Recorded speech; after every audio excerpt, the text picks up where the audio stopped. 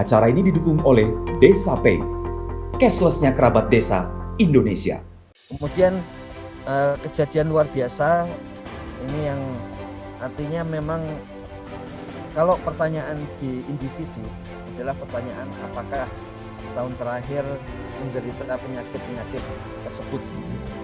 Tapi kalau pertanyaan di level wilayah itu adalah apakah wilayah ini secara umum warganya banyak terkena penyakit.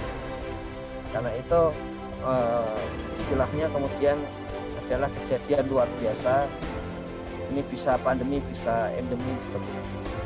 Jadi kejadian luar biasa untuk merujuk bahwa apakah di RT ini sebagian besar penduduknya itu kemudian atau kadang-kadang tidak sebagian besar, karena kadang-kadang kalau sudah lebih dari 20% penduduk itu menderita penyakit bersama-sama, itu dianggap sebagai kejadian luar biasa.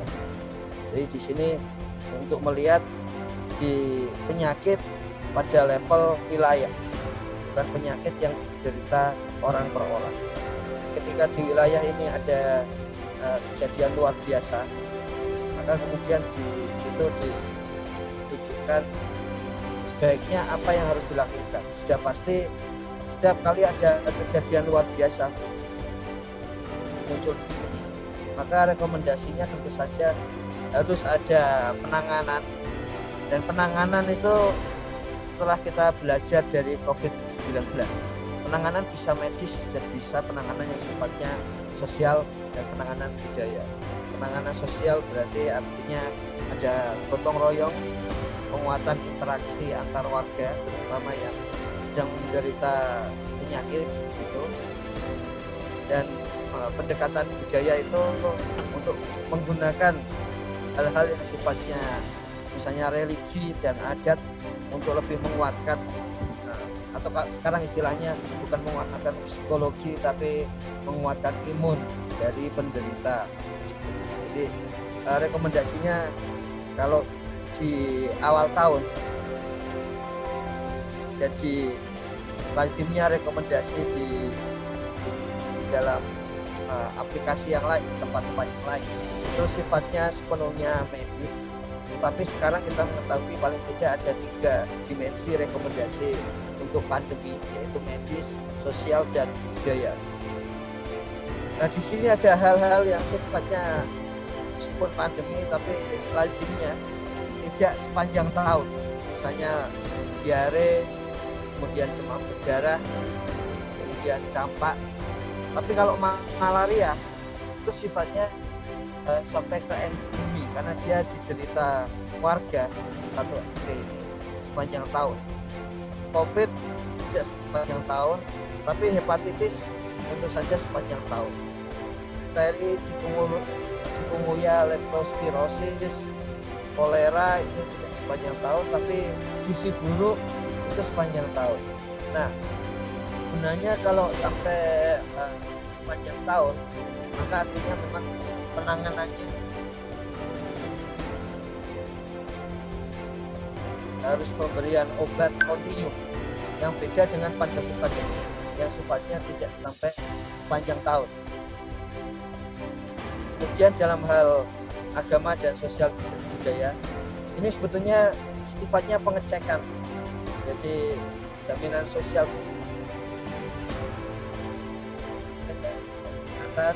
jaminan sosial masih ada.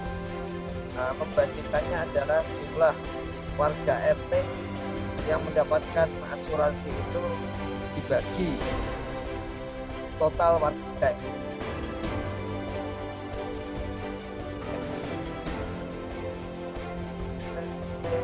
yang terdata. Jadi kalau problem untuk tenaga kerjaan, dan dengan demikian rekomendasinya adalah untuk kesehatan, maka harus seluruh warga sisa yang belum dapat itu supaya mendapatkan jaminan sosial kesehatan. Untuk ketenaga kerjaan adalah seluruh warga yang bekerja di RT itu harus mendapatkan jaminan sosial ketenaga posisi ini. hari ini tidak semudah seperti posisi jaminan sosial kesehatan. Jaminan sosial kesehatan itu otomatis kalau misalnya mendapatkan DKS, maka dia akan mendapatkan jaminan sosial kesehatan, mendapatkan kartu Indonesia Sehat. Sementara ketenaga kerjaan tidak demikian. Kalau tidak ada aspek-aspek legal, lebih sulit untuk mendapatkan jaminan sosial ketenaga kerjaan. Namun target dari SDGs dari level global nasional itu sudah memastikan jaminan sosial ketenaga kerjaan harus dimiliki oleh setiap warga yang bekerja. Kemudian tempat ibadah seperti yang sudah kita diskusikan di kuesioner individu itu berkaitan terutama dengan kosmopolitanisme wilayah.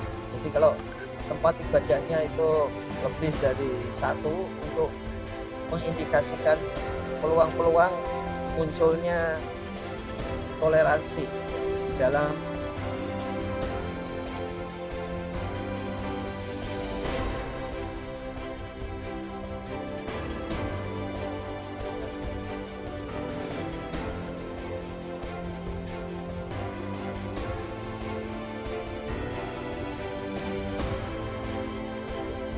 ini satu pun tempat ibadah tidak sampai ke atau tempat-tempat ibadah yang misalnya seperti musola mestinya tiap RT ada. Tapi kalau sampai tidak ada berarti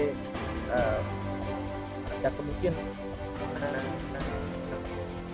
semacam ada ya harus dicek dulu apakah ada aspek yang bersifat krusial untuk dilihat sampai tidak ada satupun tempat ibadah atau adat di sana. Demikian juga situs cagar budaya. Ini situs cagar budaya itu memastikan bahwa eksisi desa ke-18 itu tetap terjamin, tetap berlanjut. Jadi kalau sampai ada situs cagar budaya seperti ditemukan oleh Clifford Gates di tahun 50-an akhir, ada 13 pengikat wilayah desa, dan salah satu pengikat wilayah desa itu adalah situs budaya. Jadi hal-hal yang sifatnya seperti tempat ibadah, kemudian situs cagar budaya ini memiliki arti sosial dan arti budaya bagi warga. Arti sosial itu artinya memastikan supaya warga lebih banyak berinteraksi secara personal dan kemudian dengan rasa-rasa kemanusiaan.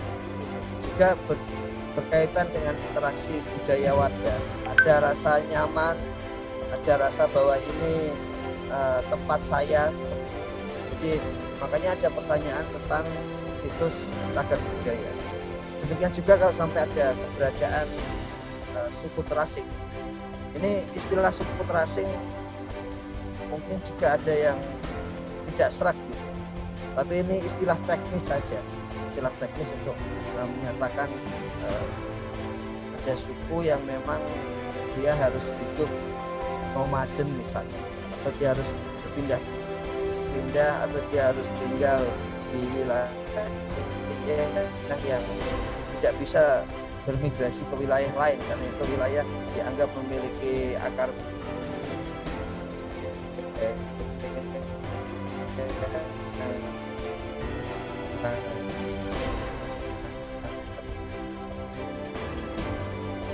kuat. Jadi kalau sampai ada memastikan bahwa ini di terasing, kalau itu tetap memiliki hak untuk dilayani, tetap memiliki hak untuk mendapatkan pelayanan sosial, kemudian budaya, ekonomi, tergantung kebutuhan dari warga yang termarginalkan seperti itu. Jadi gunanya seperti itu. Artinya begitu di sini ada sekian keluarga, sekian jiwa, maka rekomendasi yang akan muncul adalah supaya tetap menyediakan layanan bagi suku terasing ini.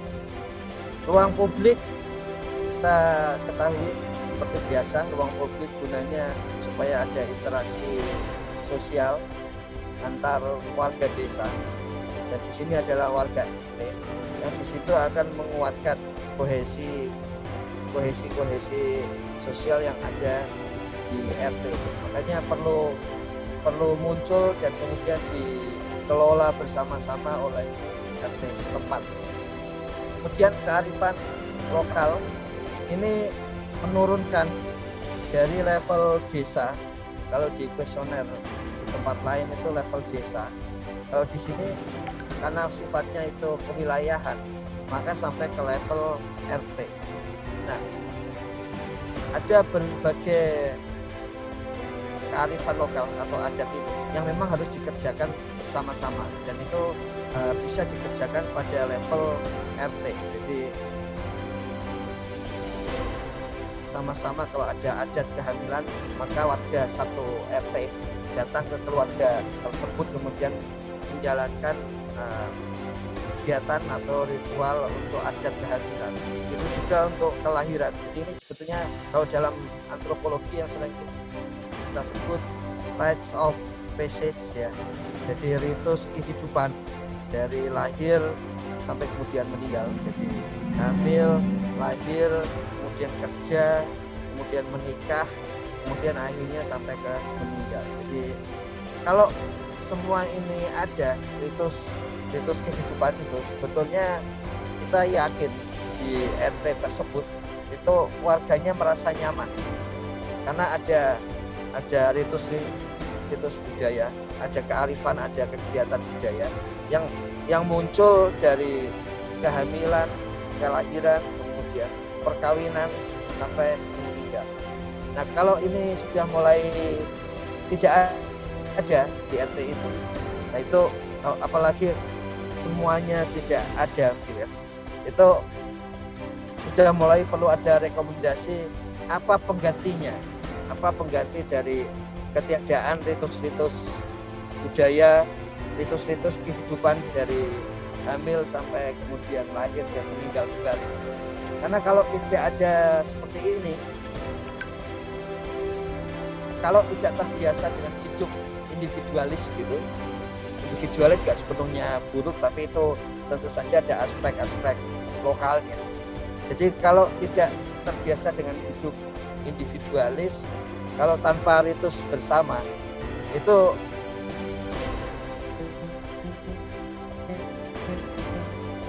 membesarkan warga wilayahnya itu individualis, maka ritus itu bisa dirasakan menghambat.